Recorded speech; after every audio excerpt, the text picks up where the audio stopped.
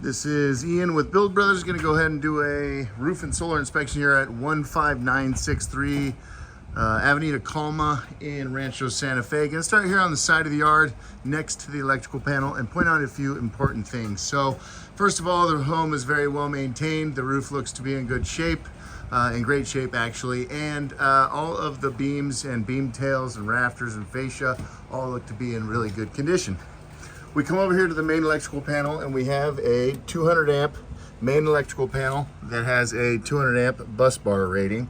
And so that's a good sign. That's what we want to see. For the most part, the breaker spaces are full in this electrical panel, but that's okay because we can add a sub panel in the garage when we go to do the solar install. We're gonna go ahead and get this closed up. And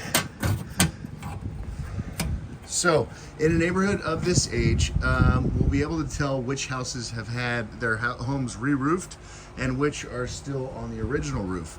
The concrete tiles are pretty much good until they're broken. They last a long time, but the waterproofing felt underneath the concrete tile will go bad over time. So the first telltale sign of a roof is either original or replaced is going to be a piece of drip edge metal that is missing from the next door neighbor's home. And so the fact that we don't see drip edge there tells me that their roof is original. Still appears to be in okay condition, and for all I know is working just fine. But I would guess that these homes are from maybe the early 1990s. I haven't looked up the age of this home, but the waterproofing felt typically lasts anywhere from 25 to 35 years on a roof like this. Now, from the ground, we can't tell whether or not this roof has drip edge because the gutters are in the way. And so it's a little hard to tell. We got to get creative about where we look.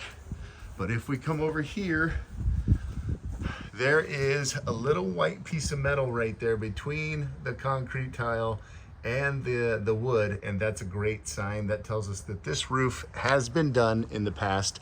I also see 2 layers of waterproofing felt underneath that tile, which is another good sign. So now we're going to check several other areas around the roof, which I've already done for you because they're not easy to look at or get to because there's gutters everywhere.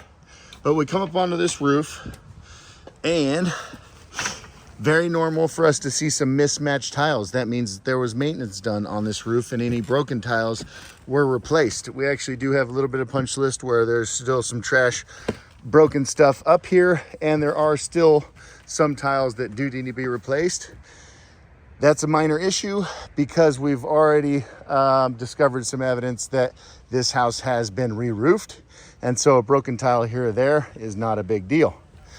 If we come over here, so basically this is the original tile, but the waterproofing and the flashings have all been replaced, or evidence is that they've been replaced. Very typical that we'll have a large area where we have to bring in replacement tiles for all the broken ones or misplaced ones or whatever as the roof gets put back together. So all very normal, looks good.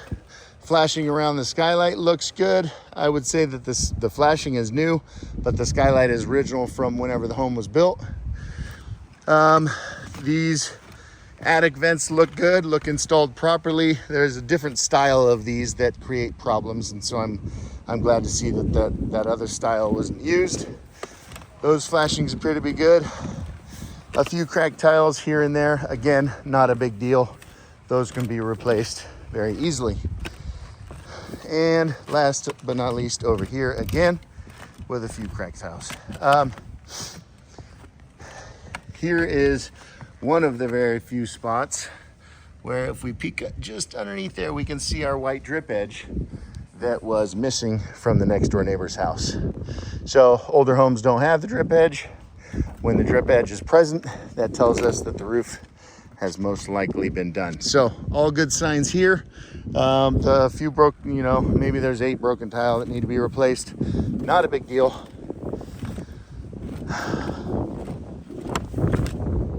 The hip and ridge caps are probably the most important, and all of those are intact and in good condition and properly installed.